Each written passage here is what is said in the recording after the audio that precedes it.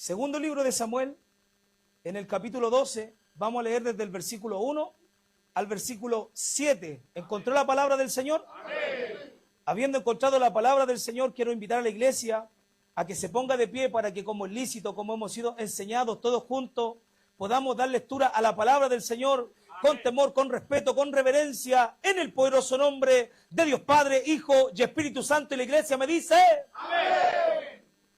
Jehová envió a Natán a David, y viniendo a él le dijo: había dos hombres en una ciudad, el uno rico y el otro pobre. El rico tenía numerosas ovejas y vacas, pero el pobre no tenía más que una sola corderita que había comprado y criado, y que había crecido con él y con sus hijos justamente, comiendo de su bocado y bebiendo de su vaso, y durmiendo en su seno, y la tenía como a una hija. Y vino de camino al hombre rico, gloria al Señor, y vino uno de camino al hombre rico, y éste no quiso tomar de sus ovejas y de sus vacas para guisar para el caminante que había venido a él, sino que tomó la oveja de aquel hombre pobre y la preparó para aquel que había venido a él. Entonces se encendió el furor de David en gran manera contra aquel hombre, y dijo a Natán: vive Jehová, que el que tal hizo es digno de muerte, y debe pagar la cordera con 4 tantos, porque hizo tal cosa y no tuvo misericordia.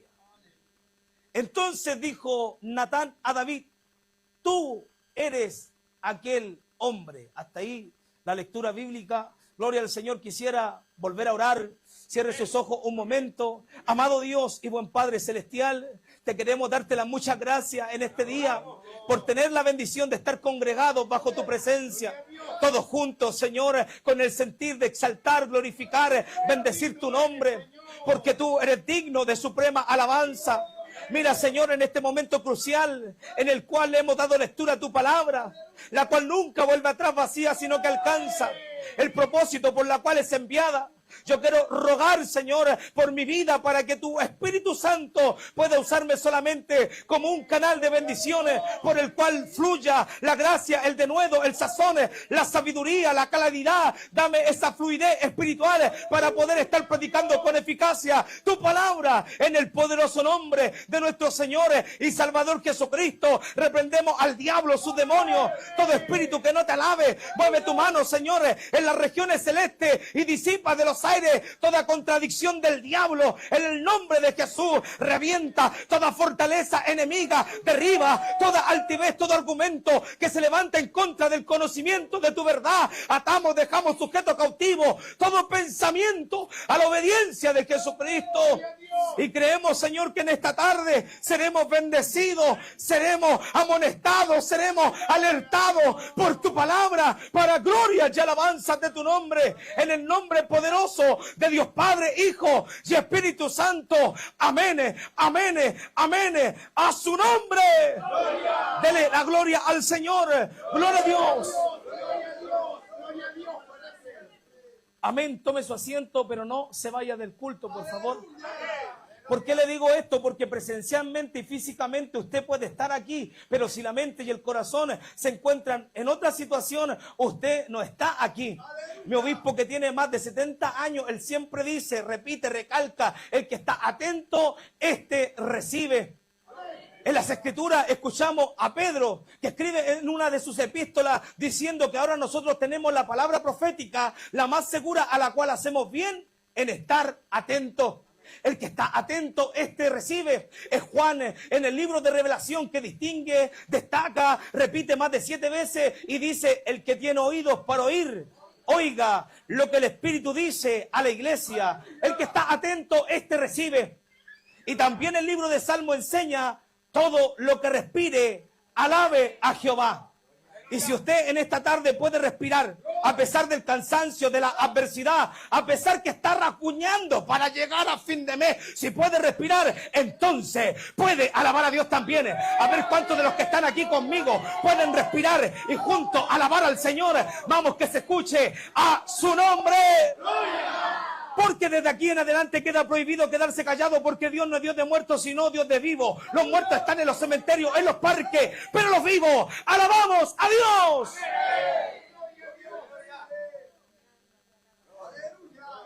Jehová envió a Natán a David, y viniendo a él le dijo: había dos hombres en una ciudad, el uno rico y el otro pobre. El rico tenía numerosas ovejas y vacas, pero el pobre no tenía más que una sola corderita que él había comprado y criado, y que había crecido con él y con sus hijos justamente, comiendo de su bocado y bebiendo de su vaso y durmiendo en su seno, y la tenía como una hija. Y vino uno de camino al hombre rico, y este no quiso tomar de sus ovejas y de sus vacas para guisar para el caminante que había venido a él, sino que tomó la oveja de aquel hombre pobre y la preparó para aquel que había venido a él. Entonces se encendió el furor de David en gran manera contra aquel hombre y dijo a Natán: vive Jehová, que el que tal hizo es digno de muerte y debe pagar la cordera con 4 tantos, porque hizo tal cosa y no tuvo misericordia. Entonces dijo Natán a David: tú eres aquel hombre. Aleluya. ¿Quién es David? David es conocido como el dulce cantor de Israel, que compone nada más ni nada menos que entre 70 a 80 salmos, o sea, un adorador en excelencia. Es considerado también como el varón conforme al corazón de Dios, que desde su juventud se decía de él que era un excelente músico, que sabía tocar bien el arpa, valiente, vigoroso, hombre de guerra, prudente al hablar, de hermoso parecer, y lo más precioso es que Jehová estaba con él. David, que en su proceso secreto se enfrenta a osos y leones y sale en victoria. Este varón lleno del Espíritu Santo es quien vence al gigante Goliat, que las doncellas corean y dicen de él: Saúl mató a sus 1000, mas David a sus 10.000. David en el campo de batalla. Este hombre tenía el valor de 10.000 hombres en la guerra. Extraordinario.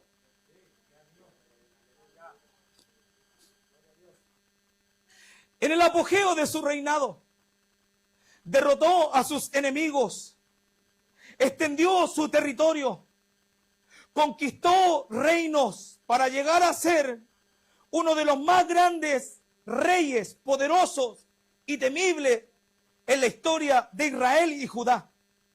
Sin embargo, la Biblia nos habla no solamente de las luces, las victorias, las virtudes de los hombres de Dios, sino que la Biblia también nos habla de las sombras, puesto que Dios no hace acepción de personas. Él nos habla con sinceridad acerca de los fallos, las caídas, los errores, fracasos y episodios oscuros para alentarnos, advertirnos, apercibirnos y enseñarnos a no descuidarnos. Para que el que piensa estar firme, mire que no caiga. Pablo le dice a los corintios que estas cosas quedaron como ejemplo a nosotros que hemos alcanzado la postrimería de los tiempos. ¿Sabe para qué? Para que no imitemos los malos ejemplos, para que no tengamos un mal proceder delante del Señor, para que no repitamos la misma historia. David, en el tiempo en que salen los reyes a la guerra, se quedó en casa, en Jerusalén. Se relajó. No cumplió con su responsabilidad. En tiempo de guerra bajó la guardia. Se sintió conforme. No quiso seguir guerreando. Se quedó en casa y no cumplió su deber.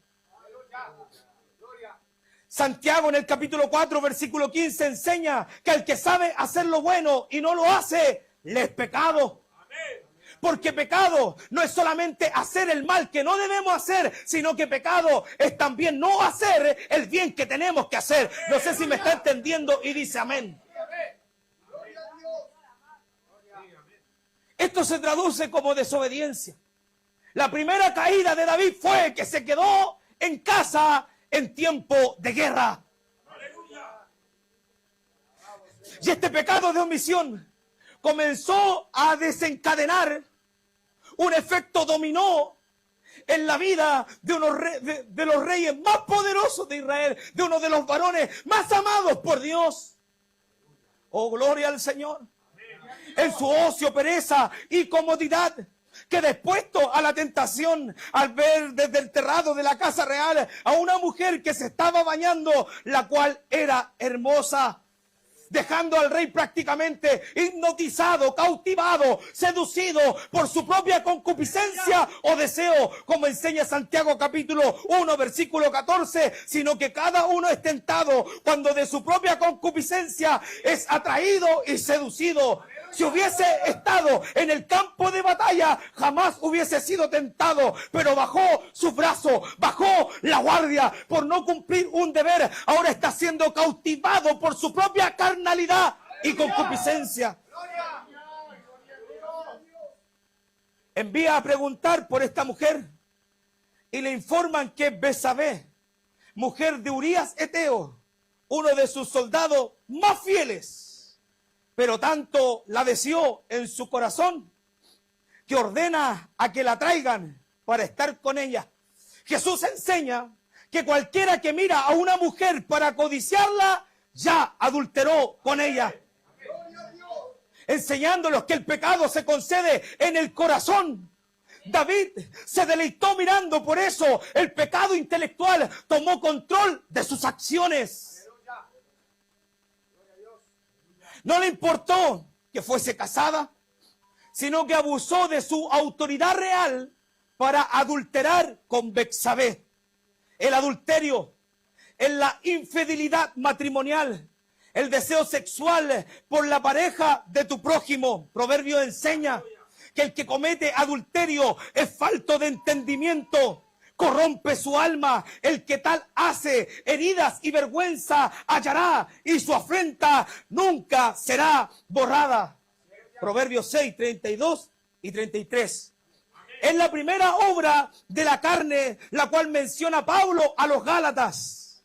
Y concluye esta lista de 17 obras para decir que los que practican tales cosas no heredarán el reino de Dios. Todo comenzó por no cumplir con su deber de rey. Todo comenzó por quedarse en casa en el momento que tenía que salir a la guerra. ¿Cuántas veces usted se ha excusado?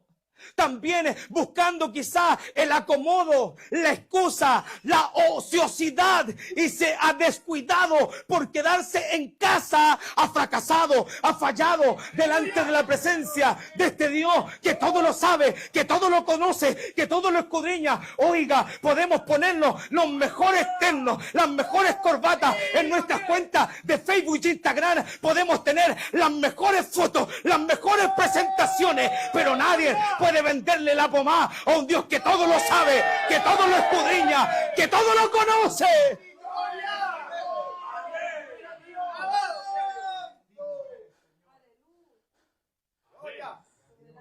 No solo la codició en su corazón, sino que concluyó con el acto del adulterio. Esto cortó la comunión con Dios, porque Dios no tiene comunión con el pecado. Romanos capítulo 6 versículo 23 dice que la paga del pecado es muerte. Cuando habla de esta muerte, habla de la separación de la vida, puesto que David seguía con su aliento, seguía con vida física, pero se encontraba muerto en su delito y en sus pecados.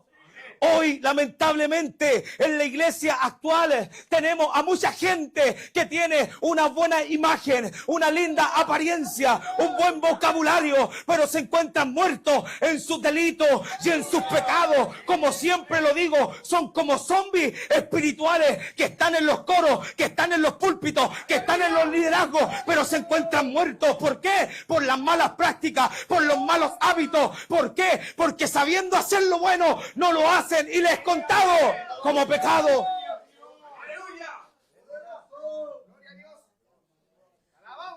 El resultado de este adulterio fue que Betsabé quedó embarazada, porque hay que tener mucho cuidado con los daños colaterales del pecado, porque el pecado trae consecuencias. Si bien es cierto, siempre escuchamos que Dios es un Dios misericordioso, que Dios es un Dios de perdones, de oportunidades, y es cierto, pero a veces quedan las consecuencias del pecado. El Señor deja las consecuencias, ¿sabe para qué? Para que de esto nosotros aprendamos. Para que podamos valorar y no nos volvamos a descuidar ni a deslizar. Pero lamentablemente hoy, en unas generaciones en donde hay poco temor, se vive pecando deliberadamente. Oiga, hay gente que no tiene temor de Dios, hermanos míos. Y es lamentable que en nuestras propias congregaciones haya un número ilimitado, incontable, de muchos que cantan diciendo al Señor, me voy con Él, me voy con Él. Pero si nos ponemos a reflexionar a la luz de la Sagrada Escritura, no se van con Él, porque no todo el que me dice Señor, Señor, entrará en el reino de los cielos, sino aquel que hace la voluntad de mi Padre que está en los cielos. ¿Cuántos aquí se están esforzando? ¿Cuántos aquí quieren ser obedientes? ¿Cuántos aquí están para hacer la voluntad de Dios? Es cierto que nos cuesta, es cierto que fallamos, pero hay que perseverar, hay que avanzar, no tenemos que rendirnos, tenemos que perseverar y volverlo a intentar.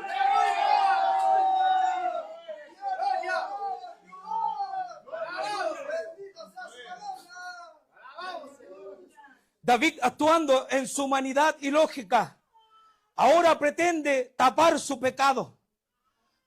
Manda a buscar a Urías de la guerra con la intención de que se allegue a Betsabé. Gloria al Señor.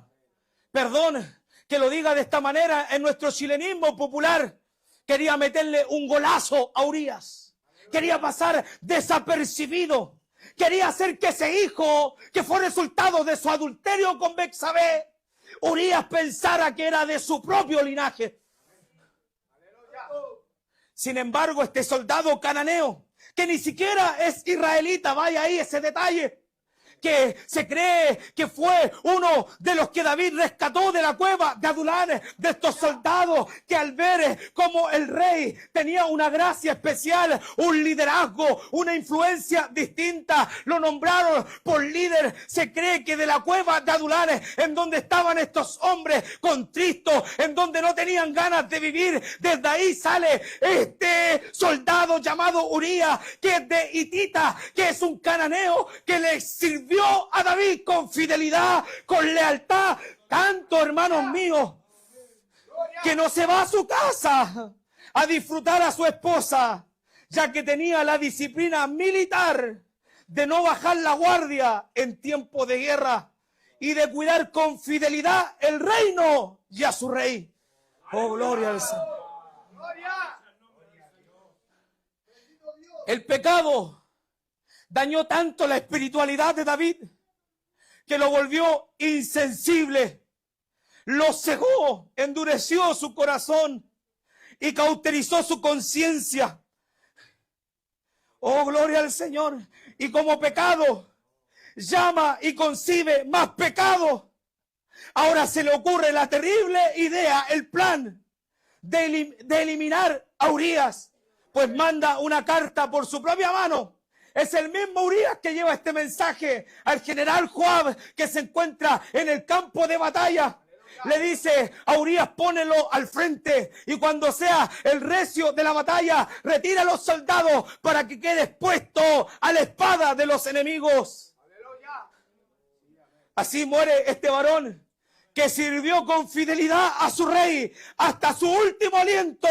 Aleluya, él lo gastó para poder servir con fidelidad al rey David. Ahora David no es solamente un adúltero, sino un homicida intelectual. Con este asesinato premeditado se convierte en un homicida. La Biblia nos enseña en Proverbios capítulo 28, versículo 13, que el que encubre su pecado no prosperará, ya que todo esto fue desagradable ante los ojos de Jehová. Se cree que pasó aproximadamente un año en donde Dios esperó a su muchacho, en donde Dios esperó al que el cual él había sacado desde el anonimato. Lo esperó durante un año, pero no hubo respuesta. Entonces tiene que amonestar a Natán, el profeta. Oh, gloria al Señor. Para poder llevar una palabra de arrepentimiento al rey David. ¡Aleluya! Le narra esta parábola que hemos leído, en donde hay dos hombres, uno rico y otro pobre. El rico tenía vaca y oveja, mas el pobre tenía una sola corderita que la guardaba, la cuidaba como si fuese parte de su familia, como una de sus hijas. Esta parábola que cita Natán dice que uno vino de camino al rey, el cual no quiso matar ni de sus ovejas ni de sus vacas, sino que tomó la oveja de este hombre pobre, que era la única que tenía para guisar para este caminante. Cuando David escucha esto, se enciende su furor. No se da cuenta, está tan cegado que no se apercibe que Natán viene con una amonestación a su vida. Así, lamentablemente, el pecado a muchos los tiene cegados bajo una imagen, bajo una hipocresía, bajo, oh aleluya, un personaje que se han inventado. Hoy nadie es reprensible, hoy todos quieren escuchar que Dios está con ellos. Hoy queremos venir a la casa del Señor y escuchar que Dios cumplirá nuestros deseos, nuestras metas, nuestros proyectos. Pero cuando empezamos a escudriñar nuestra vida, muchas veces maquillamos nuestras pruebas, decimos estamos viviendo el proceso, cuando realmente estamos enfrentando consecuencias de malas decisiones, consecuencias, aleluya, de pecados que están ocultas con Dios, consecuencias de poca honestidad, consecuencias de falta de sinceridad, consecuencia de volvernos cómodos, consecuencia de volvernos perezosos, consecuencia de no servir a Dios como Él se lo merece.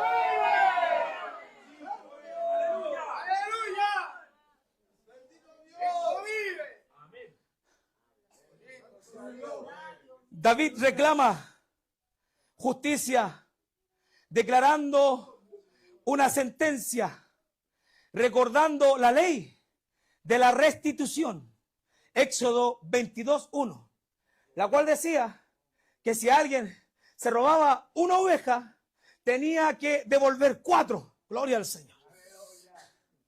Por eso le dice, tiene que devolverlo con 4. Gloria al Señor.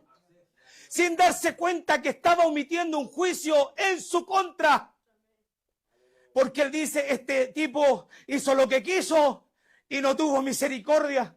Natán lo queda mirando, a pesar que eran amigos. Natán lo queda mirando y en obediencia a Jehová saca su dedo índice, lo apunta y le dice, tú eres aquel hombre. ¡Aleluya!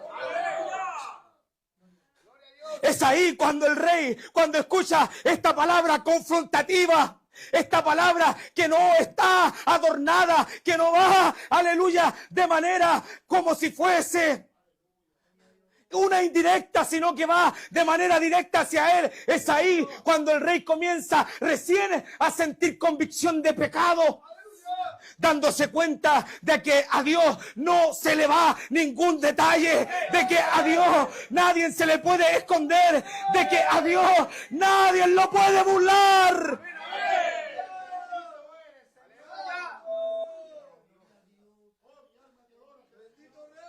La confrontación de su pecado es con el propósito de su arrepentimiento. Natán, enviado por Dios, en muestra de amor y de misericordia que Dios tenía con David, le dio tiempo, lo esperó, y al no ver sentimiento de culpa, lo va a buscar a través del profeta. Dios es un Dios que habla a tiempo, antes de tiempo y también fuera de tiempo, antes de tiempo, a tiempo y fuera de tiempo. Es un Dios que siempre está golpeando la puerta de tu corazón. Es un Dios que siempre te está amonestando, porque mayor que nuestra conciencia, que a veces nos delata, es el Señor Todopoderoso.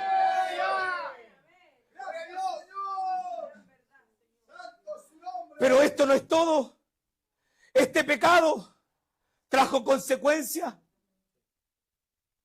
Dios, a través del profeta, reprochó la mala conducta del rey. Le repite 2 veces a Urías: Eteo, mataste. Mire, Dios en su atributo de justicia, por un extranjero está justiciando a su ungido, a su rey, al varón del cual había dicho: es conforme a mi corazón, al que había usado para matar a Goliat, al que había usado para traer grandes victorias sobre Israel. Solamente por un extranjero, en su principio de justicia, tiene que tratar con la vida de su rey. ¿Sabes por qué? Porque al que mucho se le da, a ese mucho se le pide.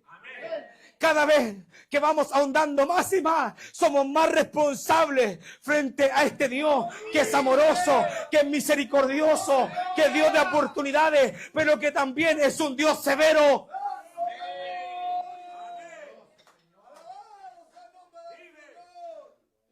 Oh, gloria al Señor. Aunque finalmente no lo destruye por este pecado, trajo consecuencias en la vida de David. Mató a Urías por espada de hombres extranjeros. Y Dios le dice: ahora la espada no se apartará de tu casa, dejando una consecuencia perpetua. Dios pone la mano en la familia, en el linaje, en la historia de David, perpetuamente. Tú lo hiciste con extranjeros. Entonces Dios le dice: yo te levantaré problemas de tu propia casa.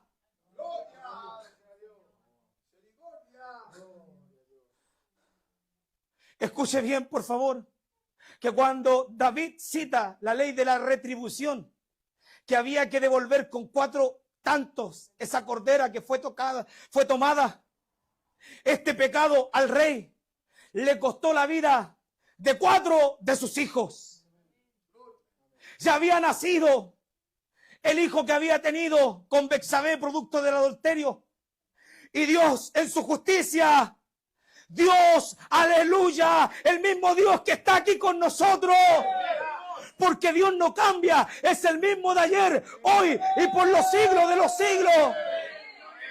Para no hacer blasfemar a los reinos extranjeros que se habían enterado de este terrible pecado, dice: tu hijo se lo lleva el Señor. Al primero. Después le costó la vida de Amnón, el cual violó a su hermanastra llamada Tamar. Absalón fue el que vengó a su hermana y mató a su hermanastro Amnón. Absalón luego se rebela y toma todas las concubinas de su padre. Lo que David había hecho en lo secreto, Dios lo pone en público.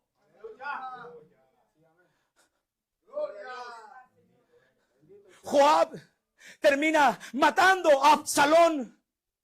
Es el tercer hijo que se va. Y al final de sus días, Adonías quiere usurpar el trono, el menor. Quiere usurpar el trono, el regalón, al cual nunca había molestado. Quiere usurpar el trono. Cuando el que Dios había tenido seleccionado para que fuese sucesor de David era Salomón. Y Salomón, el hermanastro, termina enviando a matar a Adonías. 4 hijos perdió David por este pecado. Porque hay que tener mucho cuidado con los daños colaterales del pecado. ¿Sabe por qué? Porque el pecado es como una bomba, es como un misil que no solamente afecta al que da alcance, sino que su onda expansiva amenaza con dañar su entorno, su familia, sus seres queridos, su presente y su futuro. Porque desde esta caída David nunca más volvió a ser el mismo. De esta caída su reinado vino en descenso. De esta caída su vejez la la pasó solo en llanto, solo en lamento, solo en luto, porque hay que tener cuidado con los daños colaterales del pecado.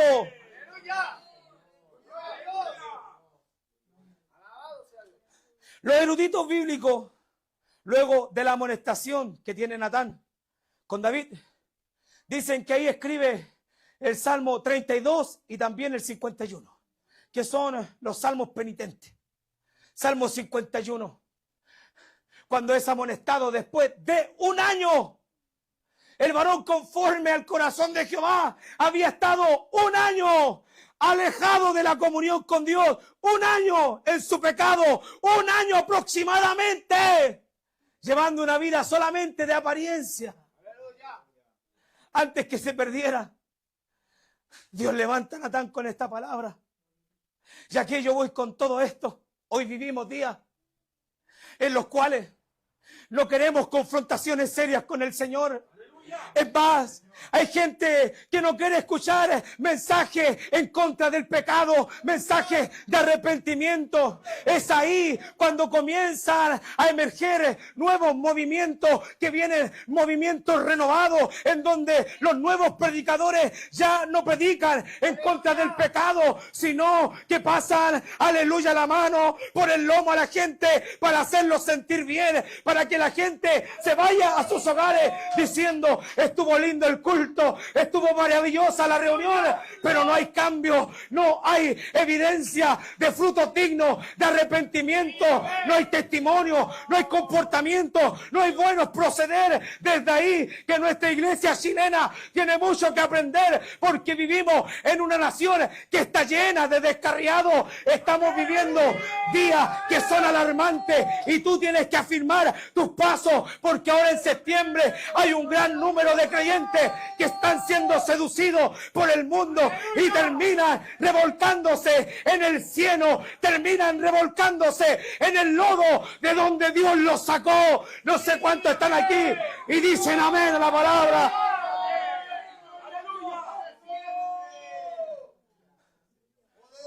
Hoy vivimos días en donde queremos escuchar predicadores educados, en donde nuestros cultos tienen que ser como un perfecto programa televisivo.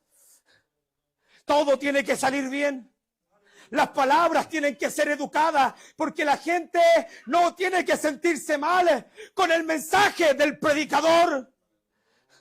¿Cuánto necesitamos hombres valerosos como Natán, que no por ser amigo del rey ocultó su pecado? La Biblia dice que es mejor reprensión manifiesta que amor oculto. Si usted ama a un hermano, si usted ama a alguien y lo ve en algún mal proceder, en algún pecado, usted, si lo ama, lo va a alertar, lo va a advertir, le va a decir: no juegues con el pecado, no juegues con Dios, no juegues con tu salvación.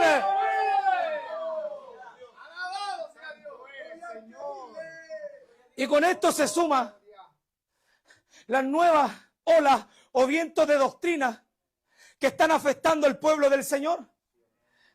¿Por qué no decirlo? Los calvinistas con su doctrina del salvo siempre salvo, en donde hacen el evangelio fácil.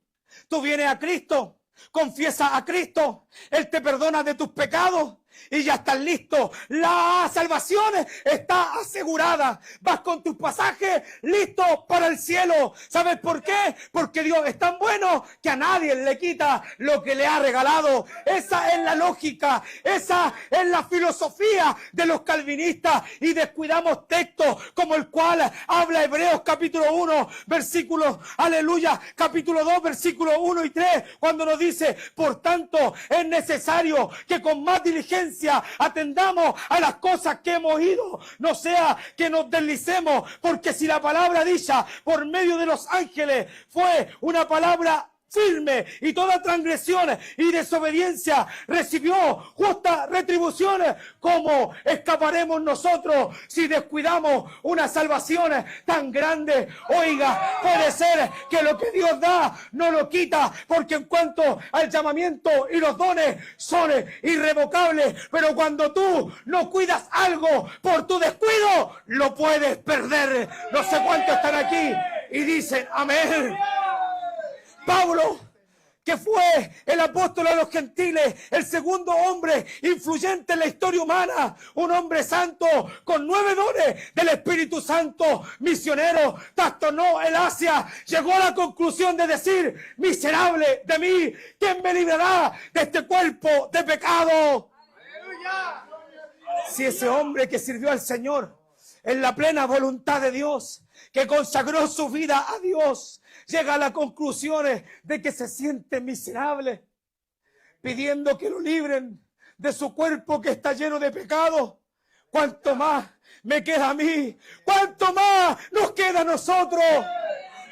En la peor de todas las temporadas, en la peor de todas las generaciones, ¿cuánto nos queda a nosotros entender lo que Él dice? Ahora yo golpeo mi cuerpo y lo pongo en servidumbre, no sea que habiendo sido heraldos para otros, yo mismo venga a ser eliminado.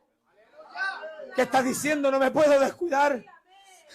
Tengo que sacrificarme. Tengo que golpear mi cuerpo, mis concupiscencias, mi pecado que mora en mí. ¿Para qué? Para que no siendo un canal de salvación para otro, yo por mi descuido venga a ser descalificado. Desde ahí, como escuchamos al autor de los Hebreos decir, no sea que alguno deje de alcanzar la gracia de Dios, la salvación de Dios. Oiga, hay que cuidar las salvaciones. Por eso, Filipenses capítulo 2, versículo 12 nos dice: ocupaos de vuestra salvación con temor, con temblor, si sabemos que los días son finales, que en cualquier momento Cristo viene por nosotros. No podemos descuidarnos, no podemos jugar con el pecado. Esto es cosa seria, porque de esto depende tu eternidad. Gloria a Dios. Alabado sea su nombre. Alabado, Señor. Qué terrible es el neopentecostalismo,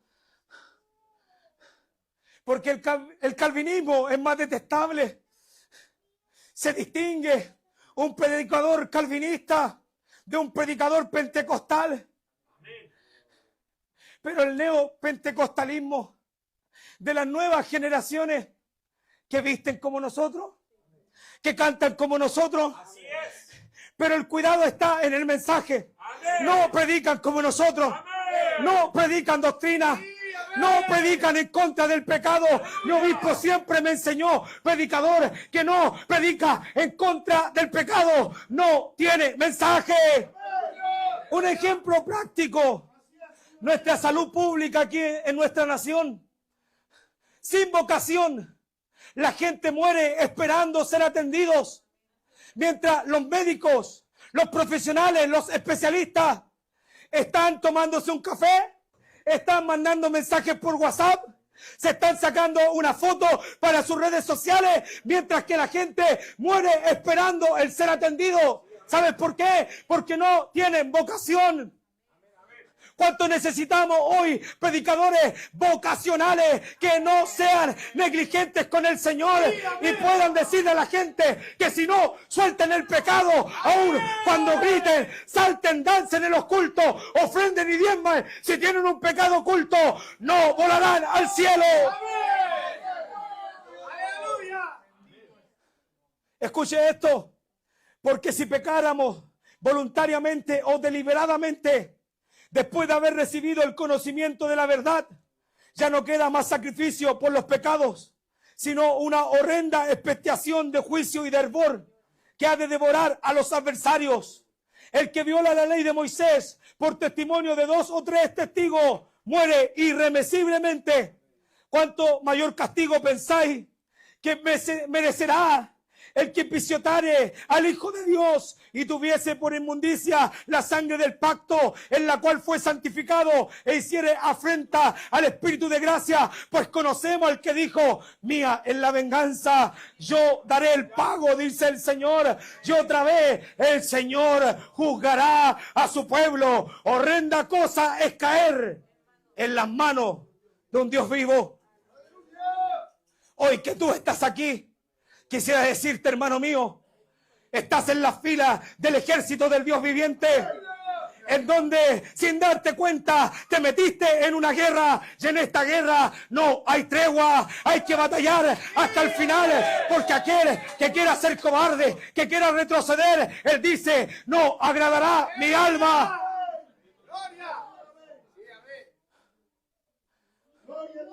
¿Cuánto tenemos que volver a aquellos tiempos antiguos en donde los viejitos eran más humildes, eran más sencillos, eran más pobres, pero tenían más vida de oración, tenían más búsqueda, tenían más consagración, no tenían las muchas Biblias que hoy manejamos, no tenían los recursos de comentarios bíblicos, la teología y el conocimiento que hoy hablamos. Pero estos viejitos, si algo hacían, cuidaban su salvación, no jugaban con el Señor. Era cosa importante, era su prioridad servir a Cristo. Era tanto que si alguno no tenía vehículo o aleluya, la micro no pasaba, se iban caminando a los cultos, pero de alguna manera llegaban con gratitud porque tenían alabanza. Por eso la Escritura dice, entrar por su puerta con acción de gracia, por sus atrios con alabanza. ¡Aleluya! ¡Gloria a Dios! ¡Alabado sea Dios! Textos bíblicos que hoy no escuchamos en nuestros púlpitos. Primera de Juan capítulo 1, desde el versículo 8 en adelante. Si decimos que no tenemos pecado, nos engañamos a nosotros mismos y la verdad no está en nosotros. Si confesamos nuestros pecados, Él es fiel y justo para perdonar nuestros pecados y limpiarnos de toda maldad. Si decimos que no pecamos, le hacemos a Él mentiroso y su palabra no está en nosotros. Hijitos míos, estas cosas os escribo para que no pequéis. Y si alguno hubiera pecado, abogado tener para con el Padre, a Jesucristo el justo. Dios es un Dios de oportunidades. Dios es un Dios de misericordia. Pero su misericordia no es una brecha legal para que usted convierta la gracia de Dios en libertinaje. Ahora que ha alcanzado esta salvación, usted tiene que demostrarlo, porque la gracia de Dios se ha manifestado para salvación a todos los hombres, enseñándonos que, renunciando a la impiedad y a los deseos mundanos, vivamos en este siglo sobria, justa y piadosamente. O sea, la salvación en nosotros produce una transformación, un cambio. Aquel que bebía ya no bebe más, aquel que fumaba ya no fuma más, aquel que era violento ya no es violento, aquella que era chismosa ya no es chismoso, el envidioso ya no envidia más, sino que ahora es amoroso, es sociable. Ha habido un cambio, tiene testimonio. ¿Cuántos de los que están aquí dicen amén, amén, amén, amén a la palabra? ¡Aleluya! ¡Gloria a Dios! Los días que estamos viviendo son días difíciles. Son días complicados, en donde mensajes como estos cada vez más quedarán extintos por las nuevas generaciones que vienen con sus propias revelaciones, con sus propias ideas. Y el gran problema es que dentro de nuestras propias iglesias la gente se está perdiendo. Gloria al Señor. Si usted está cimentado en una iglesia en donde le enseñan la palabra, Porque ese es el Dios al cual usted adora. Ese es el Dios al cual usted sirve. No es un Dios producto de nuestra imaginación, sino que es el Dios de la palabra. Es el Dios de la palabra. Es el Dios que nos enseña. Es el Dios que nos amonesta. Es el Dios que nos disciplina. Es el Dios que nos corrige. Y en este día te dice, si por ese motivo hoy fallaste, hoy pecaste, hoy erraste, es más, si todavía hay pecado en tu vida, Él tiene misericordia. Es tiempo de oportunidades, pero deja de jugar con el pecado, porque si tú juegas con fuego te puedes quemar, y el pecado trae consecuencias. El pecado es como una bomba que no solamente afecta al que da alcance, sino que su onda expansiva amenaza con dañar su entorno, su familia, sus seres queridos, su presente y su futuro, porque después del arrebatamiento hay un tribunal en el cual tenemos que dar cuenta de todo lo que hagamos en nuestra vida cristiana. Cristo nos perdona, pero tenemos que dar cuenta de todo lo que estemos haciendo ahora en el reino del Señor. Él es cosa seria. Con Él no se juega. Habrá alguien que en esta noche pueda decir, yo he fallado, yo he fracasado, yo muchas veces he errado, pero aquí estoy, Señor, porque quiero volverlo a intentar, porque quiero perseverar, porque no quiero retroceder, aun cuando falle una y otra vez. Mi esperanza es que si lo vuelvo a intentar, si persevero, sé con el tiempo que avanzaré, que creceré, que maduraré, porque el que persevere hasta el fin, este será salvo. Mientras usted se pone de pie, cito las palabras de David en el Salmo 51. Ten piedad de mí, oh Dios, conforme a tu misericordia, conforme a la multitud de tus piedades. Borra mis rebeliones, lávame más y más de mi pecado y límpiame de mi maldad, porque yo reconozco mis rebeliones y mi pecado siempre está delante de mí. Contra ti solo he pecado y he hecho lo malo delante de tus ojos, para que seas reconocido justo en tu palabra y tenido por puro en tu juicio. He aquí, en maldad he sido formado y en pecado me concibió mi madre. He aquí, tú amas la verdad en lo íntimo y en lo secreto me has hecho comprender sabiduría.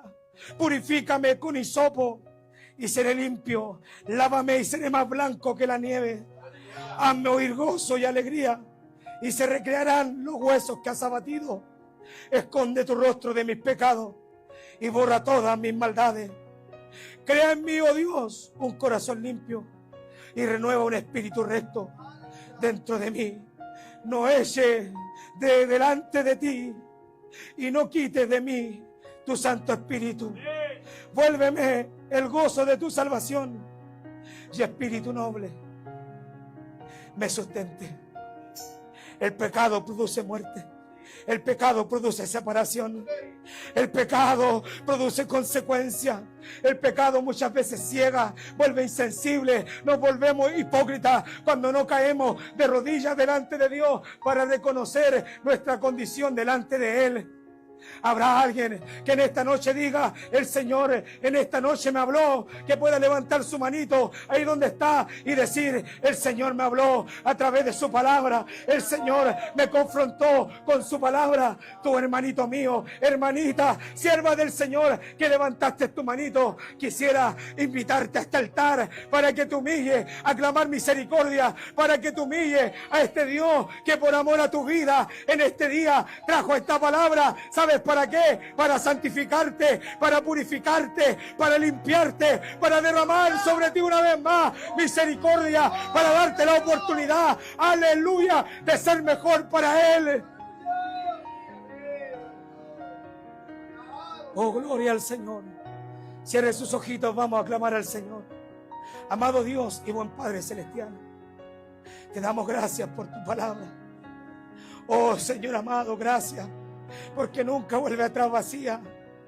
Tu palabra nos ha confrontado, Señor, acerca de tu severidad, Rey de Gloria. acerca de cuán serio es el Evangelio, Señor.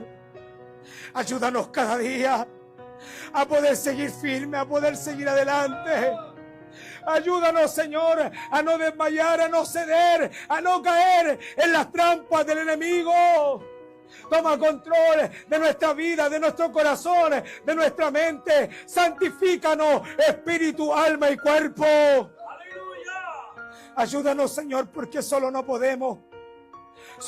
Solamente fracasamos, fallamos, erramos una y otra vez. Pero si tú estás con nosotros, síguenos con tu poder, despeja nuestro camino de toda piedra de tropiezo, Señor amado, para poder estar aptos. Si quien esta noche viene por nosotros, para poder ser ese pueblo santo del cual hablaba el Salmo, quien subirá al monte de Jehová y quien estará en su lugar santo. Permítenos ser esos puros, limpios de manos, esos sanitos de corazones, de los que no hemos elevado nuestra alma a cosas vanas, de los que no mentimos, de los que no, aleluya, somos hipócritas, sino que con honestidad en este día te decimos: derrama sobre nosotros misericordia, Señor.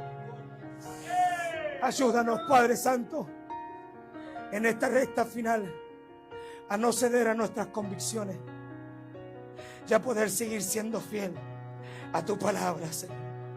En el nombre del Padre, del Hijo y del Espíritu Santo. Amén y amén. ¿Cuántos levantan su manito y le dan gloria al Señor? Gloria a Dios, gloria a Dios. Gloria a Dios para siempre.